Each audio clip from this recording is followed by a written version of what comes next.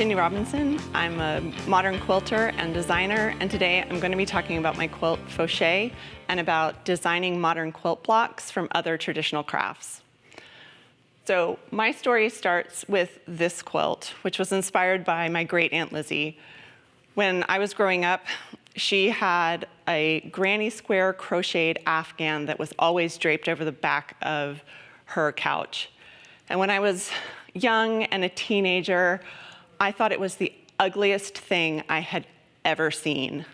I thought she spent so much time doing this work only to end up with a blanket that looks like that. Then I got older and I became a quilter, and I recognized how much work she had put into that blanket to help keep her family warm. I felt really bad about all of the things that I had thought when I was younger. So I decided that I wanted to make a quilt that was inspired by her Afghan, since I still to this day do not know how to crochet. So in thinking about making a quilt that looks like an Afghan, I had originally thought that I was going to make something that was much, much closer to the scale of an actual Afghan. And as you can see, that did not work out. I realized very quickly that I needed to increase the shape of what I have always called the crochet nubs, because again, I don't crochet, so I don't actually know what they're called. But I increased the scale and I made sure that they were all the same shape.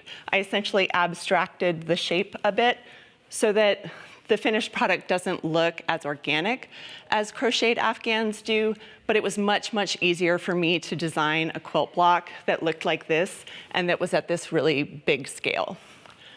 So one other thing that I thought of as I was making the quilt is that one of the things that I thought made Aunt Lizzie's Afghan not the cutest thing I had ever seen was the fact that she used a whole bunch of colors that I didn't necessarily thought went together or were my favorite colors even at all.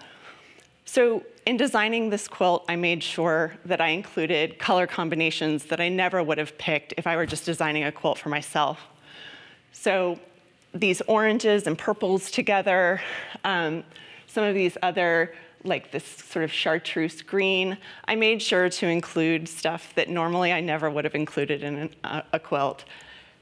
And the effect is one that really, it does look like an Afghan from the 70s, including the center block, which to me is the one that I always liked least, but when it came to color balance, this was the perfect place to put it in the quilt. So this has inspired me to think of other traditional crafts that I could design quilt blocks from.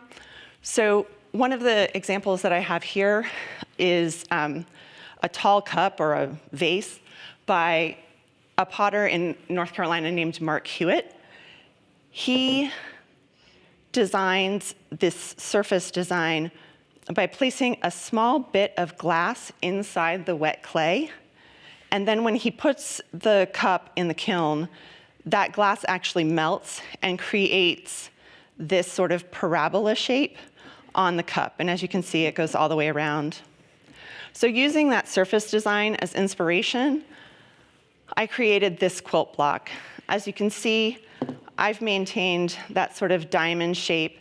Fortunately, in quilt blocks, nothing melts away, or at least we hope not. And so my color gets to stay, but I kept this parabola shape. And what I did to make it modern is I thought about using bright colors, high contrast, and again, increasing the scale so that I could make easily a nice big quilt out of just these 6-inch blocks. It's really easy to create modern quilt blocks, even from traditional crafts. You can consider pottery, woodworking, crochet, weaving, which brings me back to my great aunt's quilt. So in thinking more about the color scheme and the colorways of this quilt, I wanted to honor the black borders of my great aunt's Afghan by using this black linen, which appears gray, but I think still does the work of honoring her Afghan. One of the things that the gray does is really make all of these colors pop. And as you can see, while it was never really my intention to have these really exciting, striking color combinations, it really does work to create what ends up being a really striking, really modern quilt. I asked my long armor, Suzanne DeSaris, to even quilt the background in these little shapes that sort of suggest yarn. I love the way that this quilt reminds me of my aunt, but also looks like me.